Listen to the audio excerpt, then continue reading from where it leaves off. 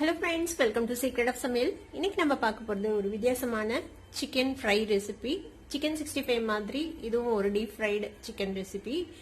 Pallipalayam chicken roast இதோட பேரு. வீடியோக்குள்ள போறதுக்கு முன்னாடி நீங்க என்னோட சேனலுக்கு இப்பதான் முதல் முறையா வரீங்கன்னா வீடியோ கீழே இருக்க சப்ஸ்கிரைப் பட்டனை மறக்காம பிரஸ் பண்ணிக்கோங்க. பக்கத்துல இருக்க நோட்டிபிகேஷன் பெல்லையும் மறக்காம கிளிக் பண்ணிக்கோங்க. அப்பதான் என்னோட ஃபியூச்சர் நோட்டிபிகேஷன்ஸ் உங்களுக்கு உடனே வந்து சேரும். இந்த செம்ம டேஸ்டியான கிறிஸ்பியான ஒரு பள்ளிப்பாளையம் சிக்கன் ஃப்ரை எப்படி செய்யலாம்னு பார்க்கலாம். சிக்கன் வந்துட்டு ஒரு 200 கிராம் அளவுக்கு நான் எடுத்து வச்சிருக்கேன்.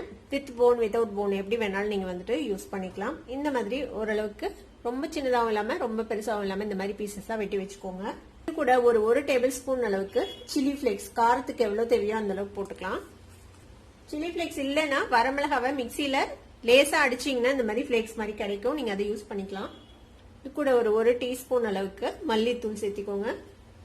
1 டீஸ்பூன் இஞ்சி பூண்டு விழுது. இதுக்கு ஒரு கலர் கொடுக்கறதுக்காக காஷ்மீர் சில்லி பவுடர் கொஞ்சமா சேர்த்திக்கலாம். ஒரு அரை டீஸ்பூன் காஷ்மீர் சில்லி பவுடர். இது கூட கொஞ்சம் நிறைய கருவேப்பிலை உருவி சேர்த்திக்கோங்க. ஒரு 2 கொத்து கருவேப்பிலை சேர்த்திருக்கேன். ஒரு 1.5 டேபிள் ஸ்பூன் அளவுக்கு தேங்காய் துருவல் அதையும் சேர்த்திக்கலாம். இது கூடவே கொஞ்சமா கோகோனட் ஆயில் ஒரு டேபிள் ஸ்பூன் அளவுக்கு தேங்காய் எண்ணெய், அது ஒரு நல்ல மனம் கொடுக்கும்.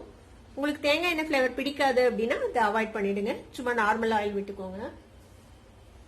இது கூட அரிசி மாவு சேர்த்திக்கலாம். ஒரு 3 டீஸ்பூன் அளவுக்கு அரிசி மாவு, 3ல இருந்து 4 டீஸ்பூன் சேர்த்திக்கோங்க. ஒரே 1 டீஸ்பூன் மைதா மாவு சேர்த்திக்கோங்க. ஒரு 1/4 டீஸ்பூன் மஞ்சள் தூள் சேர்த்திக்கலாம். ஒரு 1/4 வாசி எலுமிச்சம்பழத்தோட சாறு பிழிஞ்சு விட்டுறலாம். அதுல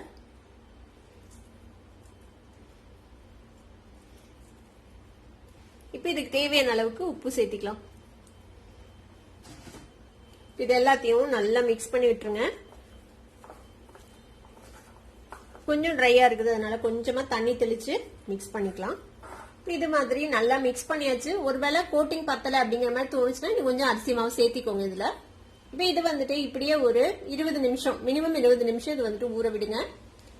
ஊறினதுக்கு அப்புறம் நம்ம இதை பொரிச்சு எடுத்துக்கலாம்.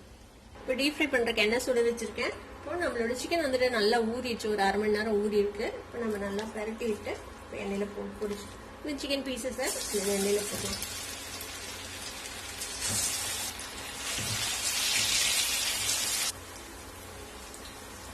கொஞ்சம் ஃப்ரை ஆக வரைக்கும் வெயிட் பண்ணுங்க. அதுக்கப்புறம் நம்ம வந்துட்டு பரட்டி விடலாம். இல்லைன்னா நம்ம தேங்காய் எல்லாம் போட்டுக்கோங்க, அது வந்துட்டு பிரிஞ்சு போயிடும்.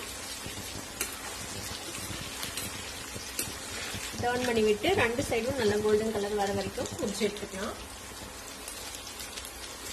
ஒரு 4-5 நிமிஷம் ஃப்ரை பண்ணீங்கன்னா இந்த அளவுக்கு நல்லா ஃப்ரை ஆயிடும். நல்லா கோல்டன் கலர் வந்துச்சு பாருங்க. இப்போ நம்ம இதை எடுத்துடலாம். எண்ணெயை ட்ரைன் பண்ணிட்டு எடுத்துடலாம். அந்த மாதிரி டிஷ்யூ பேப்பர்ல நம்மளோட செம்ம டேஸ்டியான கிறிஸ்பியான ஒரு பள்ளிப்பாளையம் சிக்கன் ரோஸ்ட் ரெடி ஆயிடுச்சு. இதே மாதிரி எல்லாத்தையும் பொரிச்சு எடுத்துடலாம். பள்ளிப்பாளையம் சிக்கன் ரோஸ்ட் ரெடி ஆயிடுச்சு. நீங்களும் ட்ரை பண்ணி பாருங்க. ட்ரை பண்ணி பார்த்துட்டு எப்படி இருந்தது அப்படின்னு எனக்கு கமெண்ட்ஸ்ல ஃபீட்பேக் கொடுங்க. இந்த வீடியோ உங்களுக்கு பிடிச்சிருந்ததுன்னா சப்ஸ்கிரைப் பண்ணுங்க. பக்கத்துல இருக்க பெல் ஐகானை கிளிக் பண்ணுங்க. அப்பதான் என்னோட ஃபியூச்சர் நோட்டிபிகேஷன்ஸ் உங்களுக்கு உடனே வந்து சேரும். லைக் பண்ணுங்க, ஷேர் பண்ணுங்க. Thank you for watching this video viewers. Bye bye.